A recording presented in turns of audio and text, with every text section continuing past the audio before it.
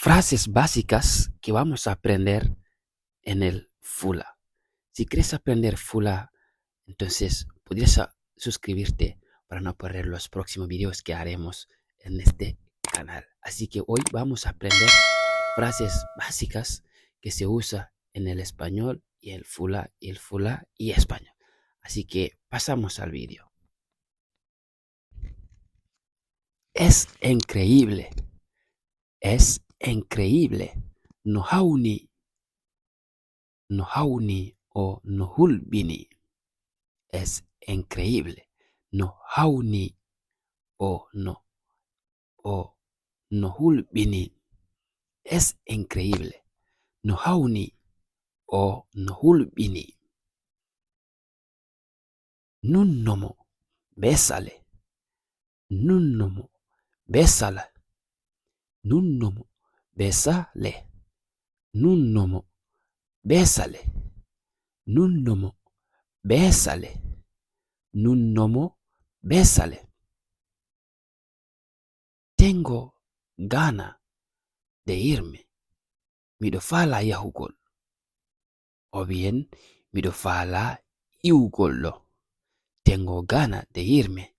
Midofala yahugol. O bien, midofala iugollo. Tengo ganas de irme. Midofala yahugol o midofala iugollo. Es mentira. Kofenande. Es mentira. Kofenande. Es mentira. Kofenande. Es mentira. Kofenande. Es tarde. Nibi o bien nyali. Es tarde. Nibi o nyali. Es tarde. Nibi o bien nyali sikobimbi. Es tarde. Nibi o bien nyali. Es tarde. Nibi sikobimbi. Nyali. No estoy aquí, mi alado. No estoy aquí, mi alado. No estoy aquí, mi alado. Windammo. Escríbele. Windammo. Escríbele. Windammo. Escríbele. Windammo. Escríbele. Windammo. Escríbele. Es bien rico. Noveliha urti. Es bien rico. Noveliha urti. Es bien rico. Noveliha urti. Es bien rico. Noveliha urti. Es bien rico. Noveliha urti. Lo he hecho. Mi wadidun. Lo he hecho. Mi wadidun. Lo he hecho. Mi wadidun. Lo he hecho. Mi wadidun. Lo hemos hecho. Men wadidun. Lo hemos hecho. Men wadidun. Lo hemos hecho. Men wadidun.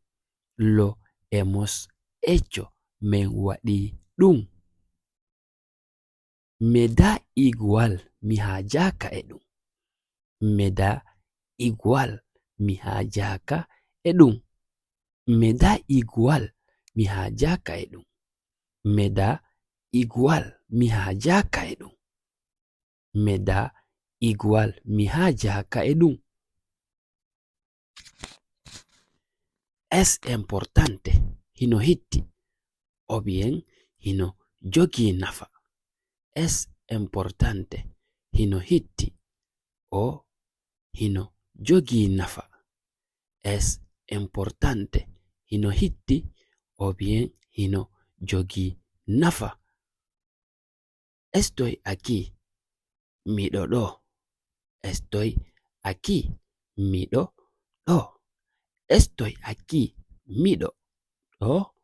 Estoy aquí, midodo. ido o yahi ha ido o yahi ha ido o yahi ha ido o yahi. Yaltimmo ka suudu. Échale en la habitación. Yaltimmo ka suudu. Échale en la habitación. Yaltimmo ka suudu. Échale en la habitación. Yaltimmo ka suudu. Échale en la habitación. Yaltimmo ka suudu. Échale en la habitación.